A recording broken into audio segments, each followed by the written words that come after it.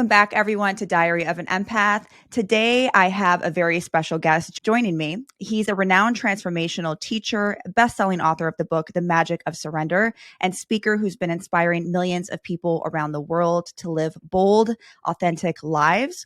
With his unique blend of spiritual wisdom, real-world practicality, and infectious energy, he's been making waves in the personal development and self-empowerment space for years. His mission is simple: to awaken, inspire people across the planet to access their inner freedom, live authentically, and fulfill their true life's purpose. Get ready to be inspired. We have the one and only Kute Blackson. Kute, welcome to the show. Thank you. Thanks for having me.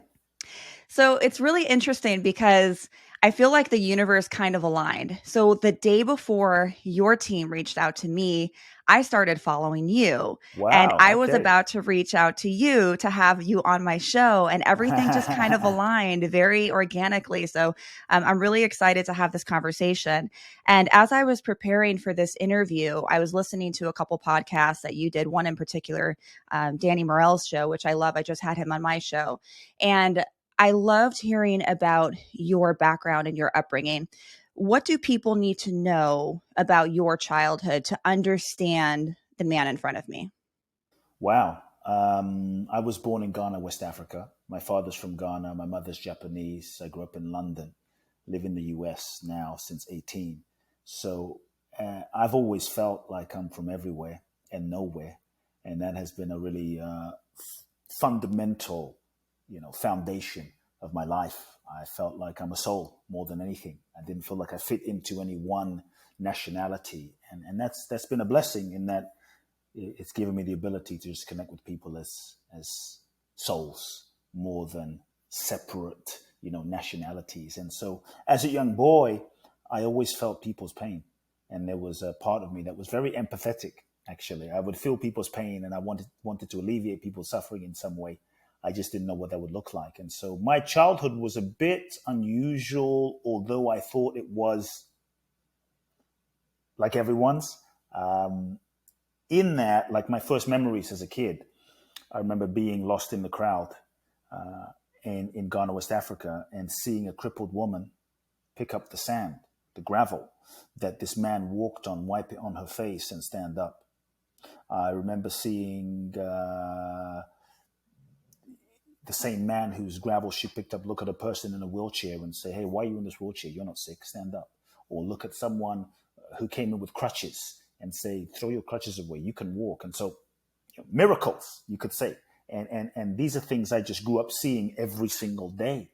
And it was kind of, I think the blessing was it was kind of normal for me. I didn't know any different. I didn't think it was anything special. And that was a blessing because I grew up with this sense that anything was possible, wasn't even extraordinary until I got a bit older to realize this may not be everyone's reality. And so this man was my father. My father built 300 churches in Ghana, West Africa, had a huge church in London, hundreds of thousands of followers, was a very mystical, spiritual, metaphysical man. He was considered the miracle man of Africa. But when I was age 8, my father threw me in the audience and said, "Speak." And that began my speaking career. And when I was 14, I was ordained as a minister. And I was given the mandate to take over my father's spiritual organization. I was the guy that was going to succeed him and take it to the next level. And everybody was happy but me. Because as a young kid, I just knew that something was not aligned. Something wasn't right. But I think like many of us, I was too afraid to speak my truth. My fear was if I speak my truth, then I'm going to lose my father's love.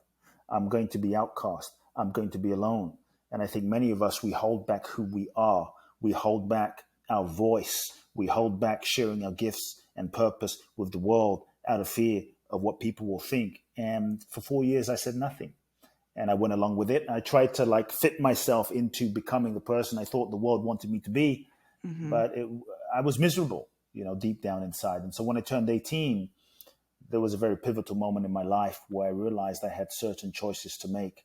I felt my soul at that point calling me to come to America. Sometimes what your soul guides you to do doesn't always make sense to your logic or your mind, and what your soul Mm-hmm. guides you to do isn't always comfortable or convenient. But I really believe when you follow your soul and you're obedient to your soul has an intelligence, and it will guide you in the right direction with the right people. It may not be the path you thought, but it will be exactly what you need. And so my soul was guiding me to come to the US, specifically to Los Angeles, to California, because as a kid, I would sneak into my father's office, and he had probably 1,000 self-help books on his bookshelf. And spiritual books, self-help, everyone from Osho, Krishnamurti, Eastern mystics to Wow. Louise Hay, Marianne Williamson, Deepak Chopra, Western mystics, Gurdjieff, Uspensky. Wow. And so I grew up as a kid, 8 years old, reading and becoming obsessed with trying to understand like the nature of reality and who am I and what's the purpose of life and where do we go and what is life about? Is it just to go to school, get a job, make money, have babies, have a car, go on Mm-hmm. vacation, and then die? Like, surely there has to be more to this human experience. And so that became a driving obsession to try to understand life. So at 17 and a half, the pivotal moment when I felt this calling, but I looked into my future and I saw that my entire life was basically scripted for me, mapped out for me. And when I projected into my future, I saw that I could become successful and take over my father's church and become successful. But if I didn't have my soul, if I didn't have myself, if I didn't have my truth, then what kind of success is that? If I didn't have my own integrity, then if I lied to myself now, I'm going to have to lie to myself for the rest of my life. And that you cannot be truly fulfilled and happy being someone that you're not. You cannot be truly fulfilled and happy living someone else's life. And so that's when I knew what I had to do, which was basically surrender. And I decided to leave everything behind. I decided to renounce everything. Um, Grieved the relationship with my father, which was a big deal as a kid. Yes. And I had that conversation with my father that changed my life. Told him I wasn't taking over. We did not speak for about 2 years. But longer story short, I ended up winning a green card in the green card lottery, literally, that enabled me to Wow. come to the US, two That was the suitcases. universe. That's the universe. That's Yes. proof. Like when you follow, like, I mean it, when you follow your soul, you will be guided. You will never go wrong. And I've seen it over and over and over and over again in my life. And so yeah, I won the green card 18, came to America, no idea where I was going. And I tell people you don't have to know where you're going to get to exactly where you need to be. There is an Yes. intelligence inside of you that knows what to do if you listen. And so I just kept listening, and I went and found many of the teachers, mentors, and authors I read about as a kid and studied with some of them, learned from some of them, and then went and ended up traveling the world. A few years later, traveled to Israel, studied with some rabbis, traveled to walk the Camino in northern Spain, 900 kilometers, traveled to Thailand, studied with some monks, ended up in India. And it was my time in India that really cracked me open to another, I would say, another dimension of knowing who I am, another dimension of truth and reality and my purpose. And that's what enabled me to come back to the US as a young man. And I began working with people one on one. I had no idea what I was doing, but I just wanted to help people out of the pure intention of my heart. And so I just began, and one person came, another person came. My work evolved. I created my own methodology of how to work with people, and lives changed, and people started to find me from around the world. And my work grew into small groups, into large groups, into larger groups. And, you know, years later, seminars later, 2 books later, here I am. I feel like the universe definitely had a plan for you. And I think you inertly knew it. When I listened to your story about your father, and the spiritual background that he had. And it almost feels like it kind of set you up, maybe not for the path that he wanted for you, but it still set you up for the path that you're on. I listened to you talk a little bit about your mom and when your mom passed away. And you spoke about a moment when you asked her, "Are you afraid?" Tell me about this time in your life and how did that impact you moving forward? Because I feel like that conversation kind of played out a little bit, even to the book that you ended up writing. Tell me a little bit about that. Yeah, yeah. My mother, I think, inspired the book I wrote, which is The Magic of Surrender. It was not the book I planned to write. It was not the book I wanted to write. But in that book, I shared the story, at least the initial story. My mother was diagnosed with stomach cancer in 2016. And it was hard because she was the person I loved the most and the person that loved me the most. And so much of what I am is because of her. And so I began flying from Los Angeles, where I live, to London, where she lived, literally every month to just be with her. And I'd fly basically for a week out of every month. I'd fly, be with her, take care of her, go to chemo sessions with her. And my intention was to heal her. My intention was to get her better. And I soon realized that she has her own path. And there's not much I can do to force her to do certain things. And so I just had to surrender and let go. And it freed me up, honestly, just to love her exactly as she is, exactly as she was in that moment, which was pretty profound. And what started off as the worst year of my life ended up being the best year of my life. And about Wow. 7 to 8 months into that year of just flying back and forth, the doctors finally said to her, "There's nothing we can do for you. Basically, you're going to die, and get your affairs in order." And it was a tough moment. It was a very tough moment to see that the person you love is going to no longer be here. Oh, And yeah. my heart was honestly like, the only regret I have in my life is not spending more time with my mom. Oh, And yeah. and I realized that she was not going to. There were so many things I wanted to do with her, that I had planned to do with her, that I did not prioritize and make important because I thought I had time. And now I realized I did not have time. And it was painful. And so I looked at my mother in the eyes. She's a Japanese woman. And I said, "Are you afraid? Like, you're going to die, you know? Are you afraid? How do you feel? Are you afraid?" And she looks me in the eyes and she says, "I'm not afraid, because I know I'm not this body. This body is a temporary vehicle for my soul. This body will die, but what I am will not. And I will be with you from the other side, guiding you. So I'm not afraid." And I felt the conviction of knowing who she was. Truly knowing who you are is profound freedom. And then I asked my mother another question, because I wanted to be a good son, because I felt like I wasn't, I was so busy with other things. And I looked my mother in the eyes and I said, like, "What can I do for you? What do you need? What can I do? What do you want? What do you need? Like, where do you want to go? What can I buy you?" And my mother looks me in the eyes and she says, "There's nothing I need and there's nothing I want. All I want is what God wants for my life. Wow. Nothing else." And it was like a wow moment, because I saw that, wow, my mom this entire year was free. She was not attached to living. She was not attached to dying. She was open to the highest unfolding of her soul's journey.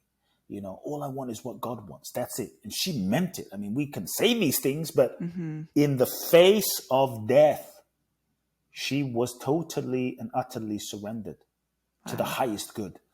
And I saw that this was the key to her life. She had lived this way her whole life. She married my father, an African man, without ever having seen him or spoken to him, and agreed to get married, just trusting her soul. That's a whole nother Wow. story. And she lived this way. And I saw that surrender was the password to freedom. Surrender was the real key for her to have peace.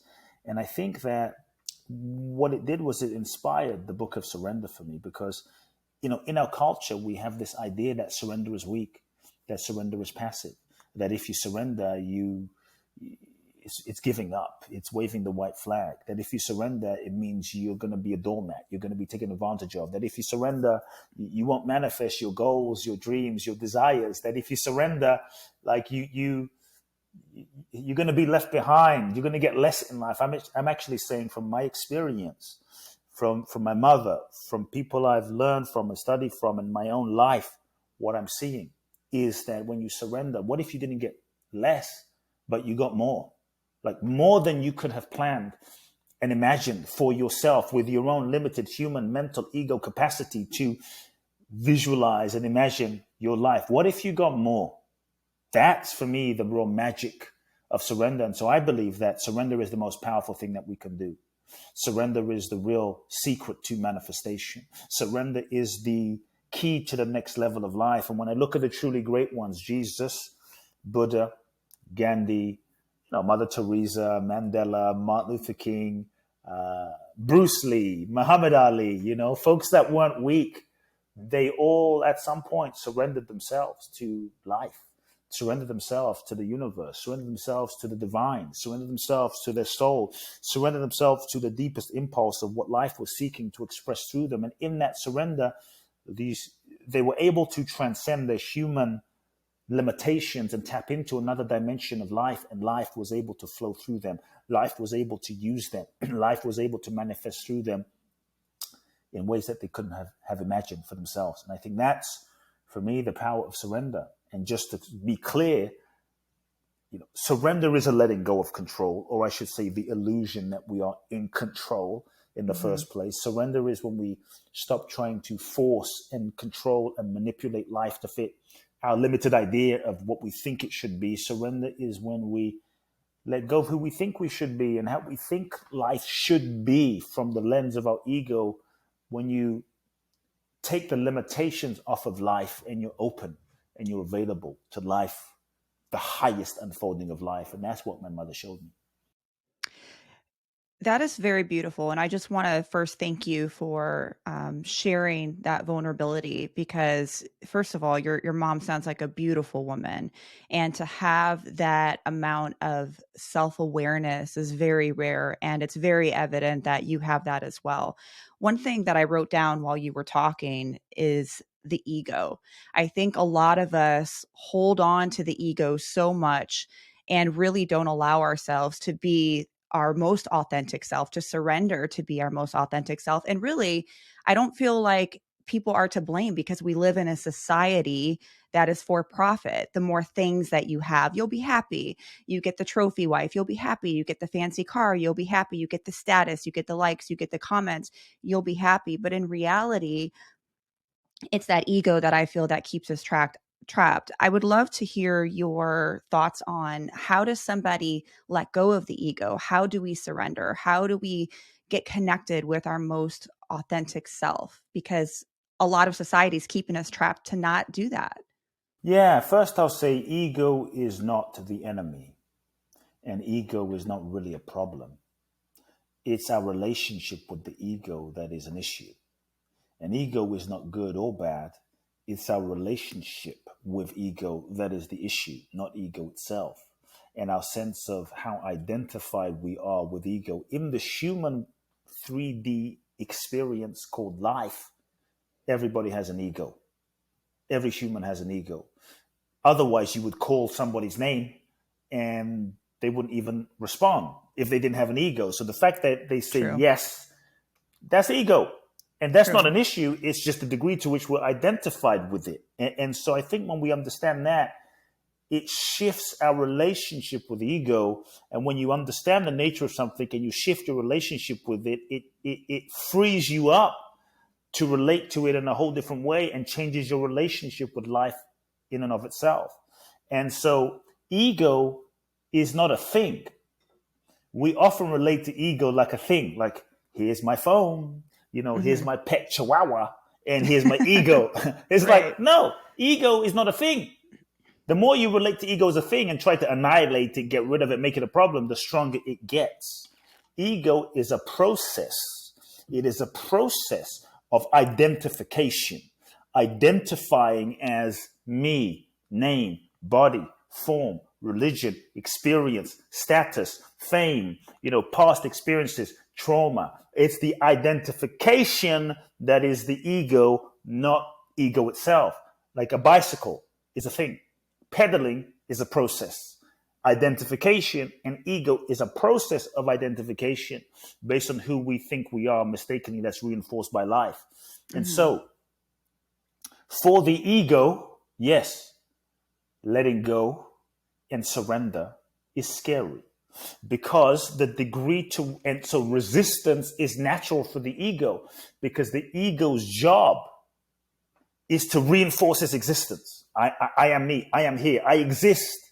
And the ego's job is to protect you from getting hurt like you were hurt when you were young. So the ego is often a conditioned pattern response to certain things and experiences that happened when you were young, painful experiences, challenging. And ego is often a coping defense mechanism that gets conditioned into us as an adaptive pattern that we hold on to, that we go through life, imprisoned by, not necessarily a static thing.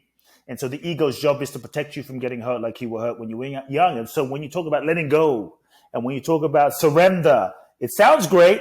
And we understand, okay, surrender. Ooh. But when we say surrender, resistance kicks in. Ego kicks in with good intention, because ego, what we mistakenly perceive ourselves to be, is afraid that if I surrender and let go, who the hell will I be? Will I exist? Will I be safe? Maybe I'll feel helpless like I felt when I was 5, when mom and dad weren't around. So it kicks in as a protective mechanism. When we understand that we don't have to fight ego and judge ego and destroy ego, we can change our relationship with it, understanding the nature and intention of it, and learn to relate to it with love, and relate to it with understanding, and relate to it with non-resistance, relate to it with compassion. Because when we can hold ego and just love it, there's no resistance. Sometimes true surrender is not trying to make yourself surrender. Sometimes true surrender is to acknowledge the resistance and embrace and love yourself through the resistance, knowing that underneath the resistance is fear. So the degree to which we are identified with our sense of self as this mind-body mechanism, ego, is often the degree to which ego will resist, because for the ego, surrender feels like a death. A death of who we thought we were. So it's like, hell no, resistance, resistance. We do this, we create drama, we sabotage, whatever it is to resist, because it's scary. When we understand that, oh, I'm not the ego, that already shifts your relationship, so that you know that whatever beliefs and thoughts and ideas and paradigms and identities about yourself, whatever you let go of, that's not you. So the real you isn't dying. It's just the illusion of what you are that's dying. And so when you understand that, it's like, oh, this belief isn't me. Oh, I can let that go. Then I'm still me. I am still what I am without this belief and this idea and this identity. And so when you understand that, then you can hold yourself, observe and hold yourself with love and compassion, even in the resistance. And then ego can kind of relax and let go, and surrender can begin to happen. And so sometimes surrender is embracing whatever is arising and wherever you're at, even the resistance in the moment, because that's a deeper surrender, And so it's just ego that resists. But ego, when you understand the nature of ego, it shifts your entire way of relating. What I will say is also, look, when we're born free as children. We are these infinite beings. As children, surrender is our natural state.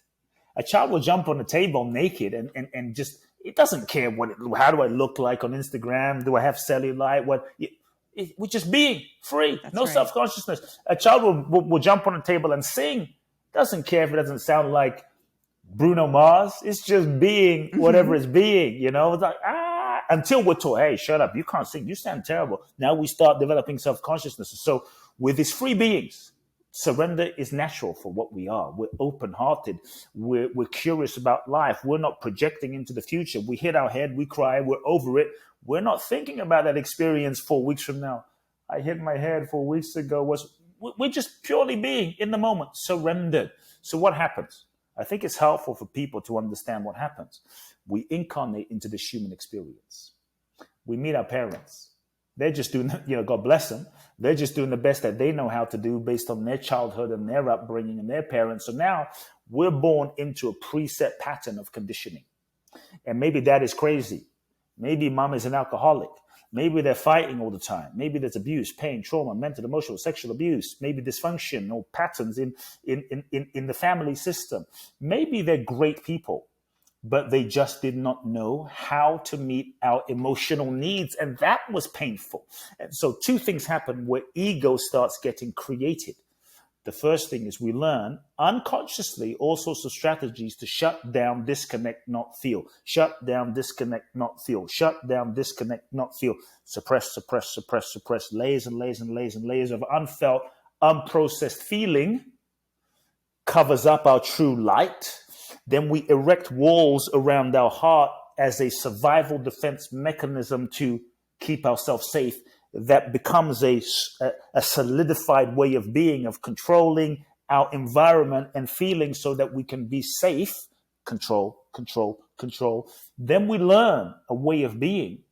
Well, who do I need to be in the world to get love from mom and dad? Who do I need to be to fit in? Who do I need to be to get love, validation, and approval? So we develop a role, we develop a mask, we develop a persona of who we think we need to be in order to get love, validation, and approval. And we contort ourselves into becoming this shape, becoming this conditioned pattern, becoming this version of ourselves of who we think we need to be loved and fit into the world and be safe. Now we become this person and we say that the version of ourselves that we've become is me. No, this is just who I am. I'm just this way. I'm just nice. I'm just shy. I'm just over responsible. I'm just independent. But the thing is, we don't realize that who we've learned to become is a conditioned pattern, and the degree to which we identify with that is ego. But we're not. That's just conditioning. And conditioning is not who you are. Ego is not who you are. The degree to which we're conditioned is the degree to which we're not free. And the degree to which we're conditioned is the degree to which we're living our past projected into our future over and over again.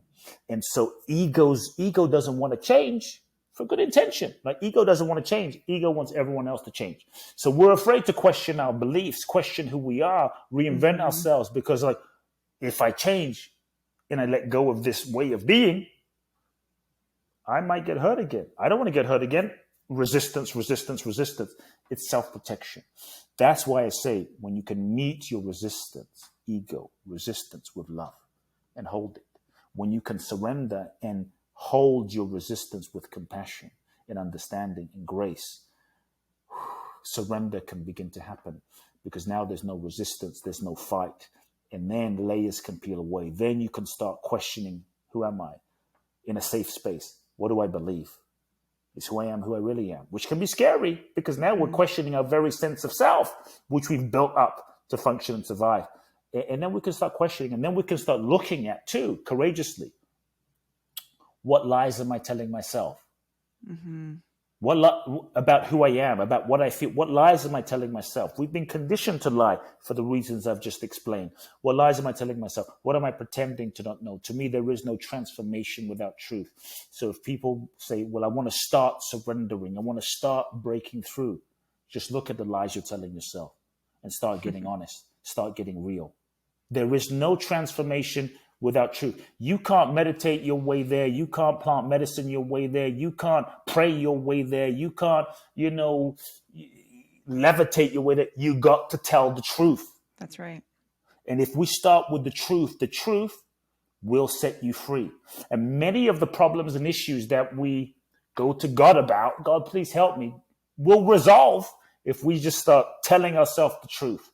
But it's often scary because we're afraid of the consequence of what will happen if I tell the truth. We stay in relationships that we know are not aligned. We work jobs that we hate. We say yes when we mean no and betray ourselves and wonder why we feel pain in our hearts. Pain is a feedback mechanism that we are not in alignment with something. When you feel pain, pain is giving you feedback that you're off in some way.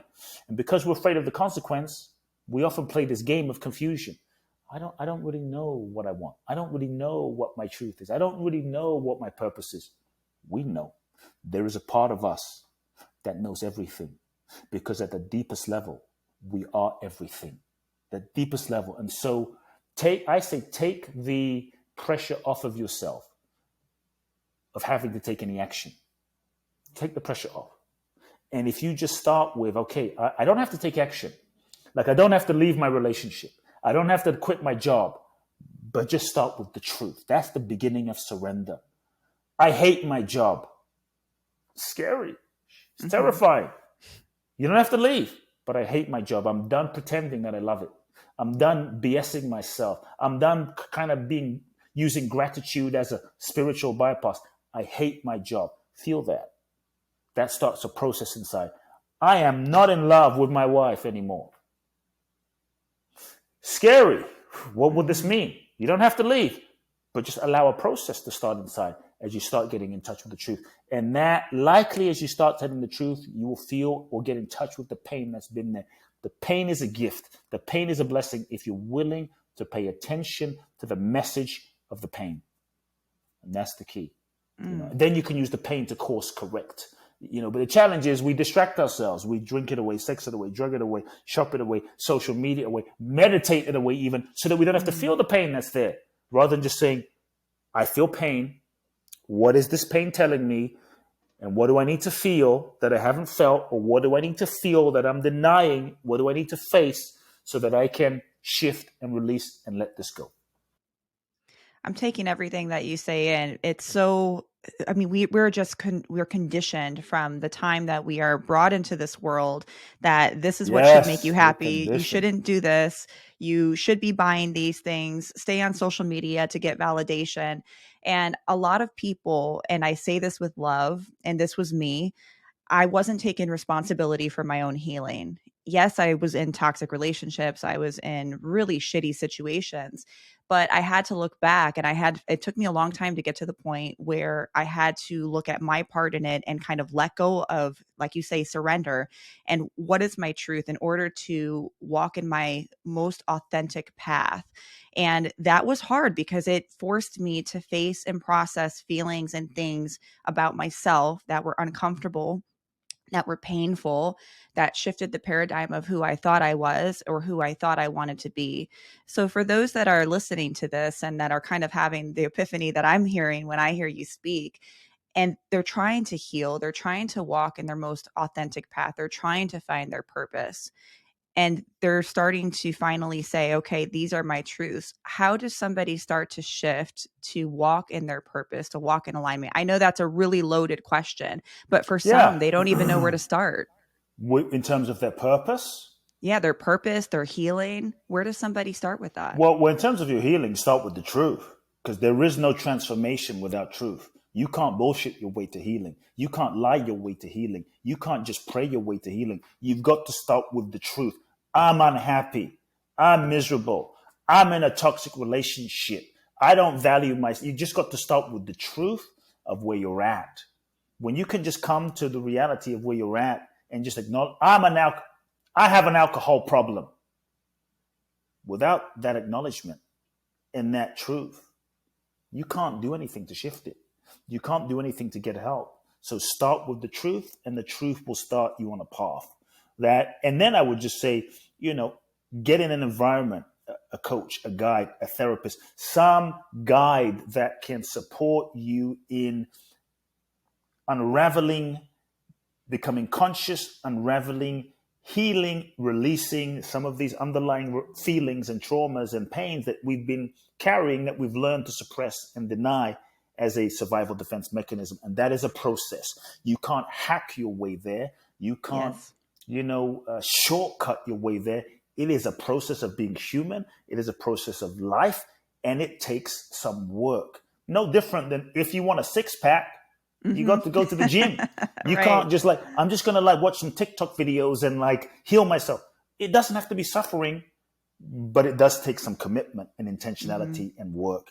And I think if we have that sincere intention, like truth, and I'm going to heal, then I'm going to get the support to do the mental, emotional, psychological, spiritual healing in a process, then you're on the pathway. And in terms of purpose, so to answer your question about purpose, for those that might be thinking, I want to find my purpose. I want to find my purpose. I want to find what's my purpose? What's my purpose? Here's my response. I'm going to answer it from two levels: spiritual level and then a very practical level. Okay. Okay, let's do it. Firstly, I would say on a spiritual level, stop seeking your purpose. Your seeking is taking you further and further away from your true purpose. You see, the ego wants to seek and seek and seek and seek and seek and seek and seek and seek and seek and seek and seek and seek. And did I say seek and never find? Because seeking is the ego's way of reinforcing its existence. It doesn't want to, the ego doesn't want to be enlightened. The ego doesn't want to be free. The ego doesn't want to be awakened. The ego doesn't want to be, because to truly wake up to who we truly are means a dissolving, a dissolution, the death of the ego as we know it. So it wants to constantly be seeking another thing, another thing, another thing, for a purpose, for more money, for more sex, for more car, for whatever it is. It's just the game of the ego. When you recognize that, you can start relating to it differently. And so, number one, stop seeking your purpose. Firstly, on that spiritual level, recognize that you are a soul. You are a spiritual being as a soul, and you incarnate into this human experience in order to learn, in order to grow, in order to evolve. That life, as we know it, is a university for our soul's evolution. Yes. And every experience that we go through, every heartbreak, every difficulty, every challenging experience, everything in this human experience is the curriculum, the teacher for your soul's growth and evolution. And if that's the case, then every moment is an evolutionary moment. Life is an evolutionary process. And if you're a soul and life is an evolutionary process, a university, then every moment of life is potentially your purpose. Because in every moment of life is the potential for your evolution and your growth. So then what is the purpose of life? What is the purpose of your life on that bigger level? Regardless of what you do, your purpose is not your job. Your purpose isn't what you do. The real essence and purpose of your life is evolution, growth, the degree to which you are learning, growing, realizing, and becoming the true essence of what you really are. And everything you do and go through is serving that.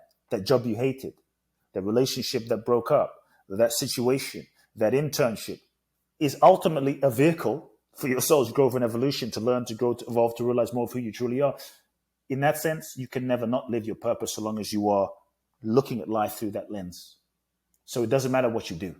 First and foremost, it matters that you're learning and growing, because you could be doing the great thing that you wanted to do, but if you're betraying yourself, if you're becoming less of who you are, if you're becoming more inauthentic, you ain't living your purpose, even though you're doing the thing.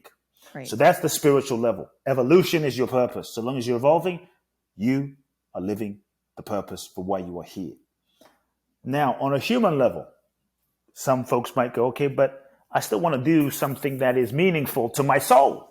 I still want to express my soul's authentic nature in the world in some way. I don't want to just sell a car. I want to do something that is meaningful. Here's what I would say. I would again say, stop seeking your purpose. And here's what I would say. Number one, take a step in the direction of what you love.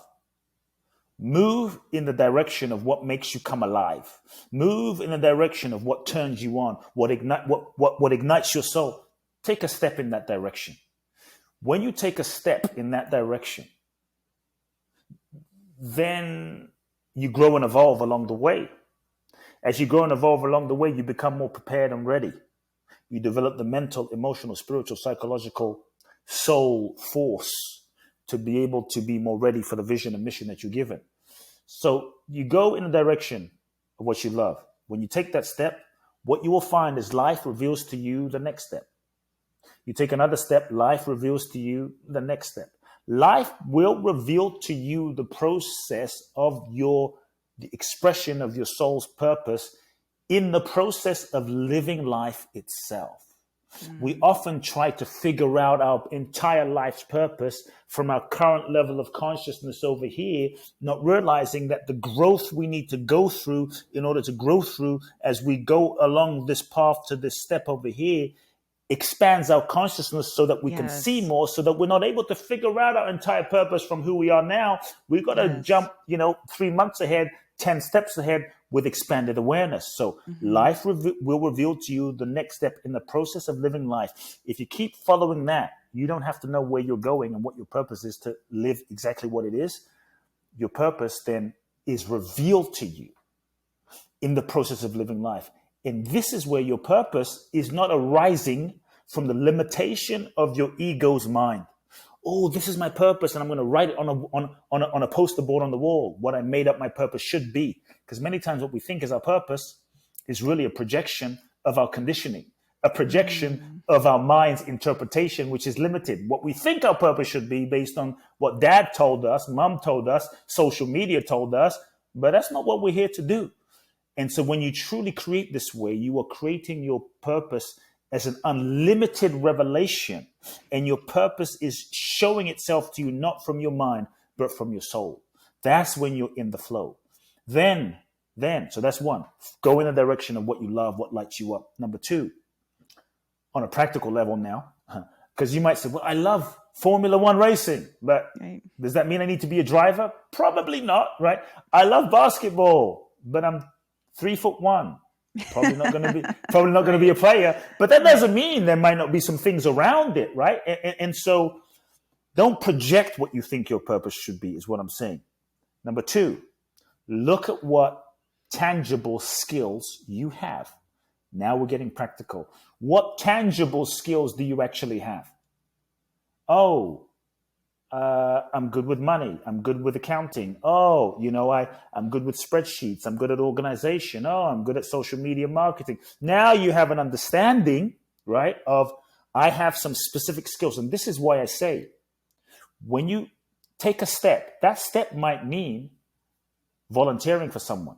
That step might mean being of service to someone that is kind of in a field that you're in. That step might mean taking the job that you don't think is your purpose, but there's a skill set that you need to learn in that job that you're not connecting to your purpose right now, but you need to learn that skill where you are in that job that you don't think is what you're meant to be doing. But if you don't take that job because you're like, well, that's not my purpose, you won't learn the skills that you need when it's time for you to be on the stage of living your purpose. And so you got to look at skills, because you need tangible skills in the real world to be able to execute your purpose. So what real skills do I have? Number three, what unique problems am I capable of solving? I tell people to really look at, don't just focus on making money, focus on being of service. When you focus on being of service, truly being of service is when you're able to solve a pain, problem, or challenge.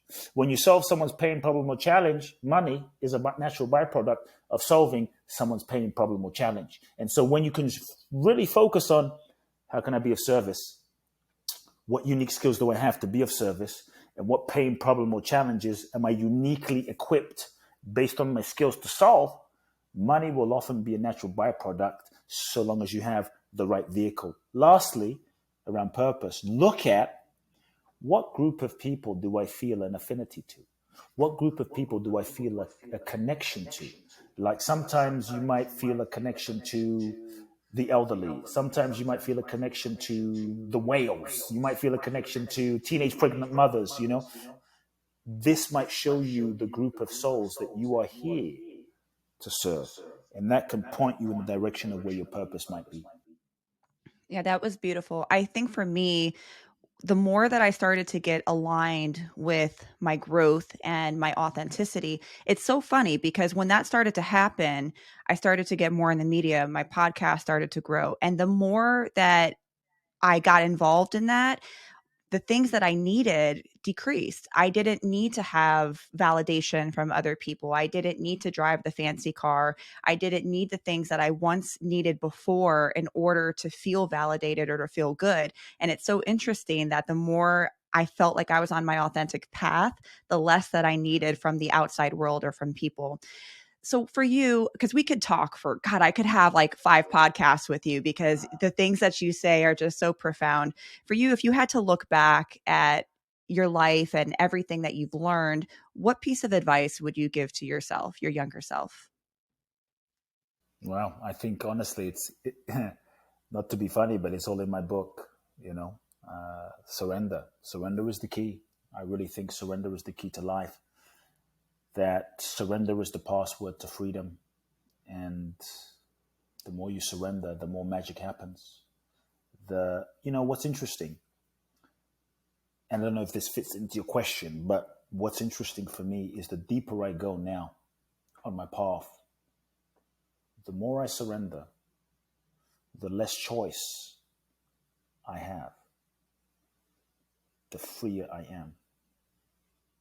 Whereas before, the more in ego and control you are, the more choice you think you have, the less free you are.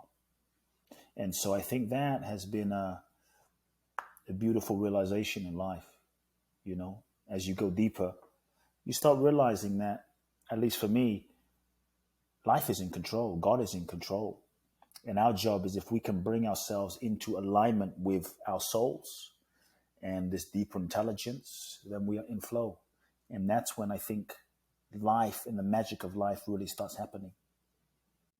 I can't wait to just dive deep into your book, and I'm going to link it for everyone to get because I feel like the universe kind of guided this conversation because everything I needed to hear a lot of this. So I know that it's going to deeply impact everyone who's listening.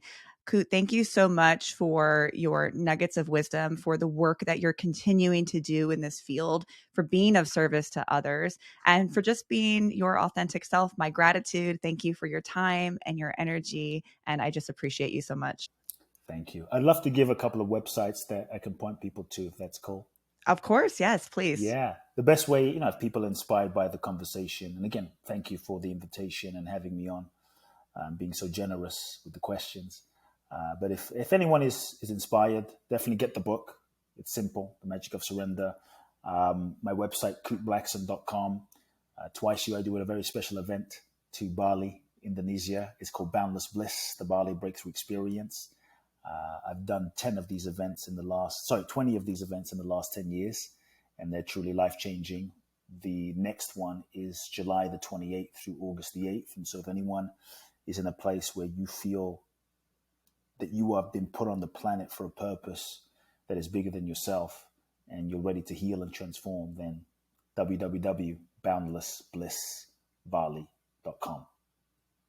Perfect. And I'll link everything for everyone to find. So you'll just click on the show notes below and it'll take you right to the website. Kute, once again, thank you so much.